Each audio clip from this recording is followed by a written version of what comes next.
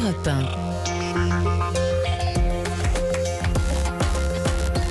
Les experts européens sont avec nous ce matin. Emmanuel Dutheil pour l'économie, Vincent Hervouette pour l'international. Vincent, bonjour. Bonjour Dimitri. On commence avec vous, avec l'ONG Portes Ouvertes qui vient de publier son index mondial de la persécution des chrétiens. Elle le fait chaque année. 360 millions de chrétiens, nous dit cette ONG, sont fortement persécutés et discriminés dans le monde à cause de leur foi. 20 millions de plus que l'an dernier. Et cette hausse est constante depuis maintenant 9 ans. Pourquoi persécute-t-on davantage les chrétiens sur Terre aujourd'hui? Alors il y a autant d'explications locales que de formes de persécution. Par exemple, en abandonnant l'Afghanistan, les Américains ont épinglé une cible sur le dos des chrétiens qu'ils laissent derrière eux. Ce sont des convertis. La charia interdit l'apostasie, elle vaut peine de mort. Ils étaient donc déjà condamnés à une forme de clandestinité par leur famille, leur clan, la tribu, privés d'église et célébrant la messe derrière les portes closes des maisons. Mais désormais, ils ne prennent même plus le risque de se rassembler. Depuis le 15 août et la prise de Kaboul, la chasse à l'homme est ouverte.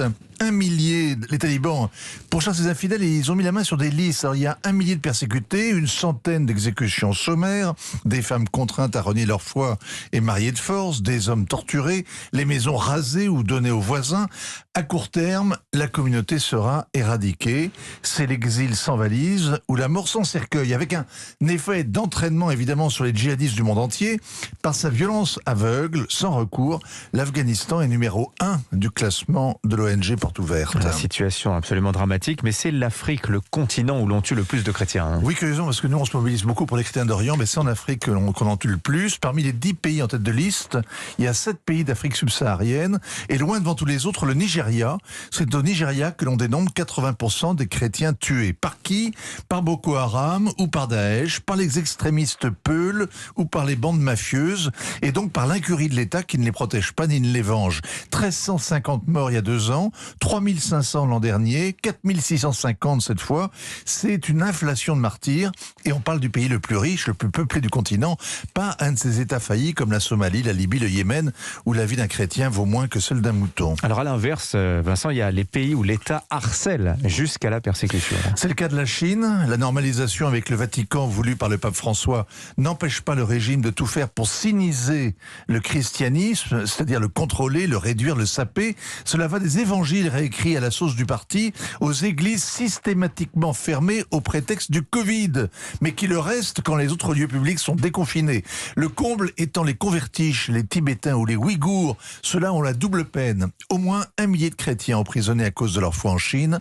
Nombre équivalent en Inde. Des chercheurs de la London School of Economics ont établi sur place que 8 ans après l'arrivée au pouvoir des nationalistes, du BJP, le discours l'Inde aux hindous a infusé dans tous les milieux, tous les États, des milices terrorisent les minorités. Les réseaux sociaux démultiplient la désinformation haineuse. Alors face à cela, l'Occident, il faut bien le dire, se mobilise très peu. Eh bien, comparez la vague d'indignation, qui est tout à fait légitime, pour les 12 millions de Ouïghours, et le silence gêné qui entoure les 360 millions de chrétiens. Alors pourquoi?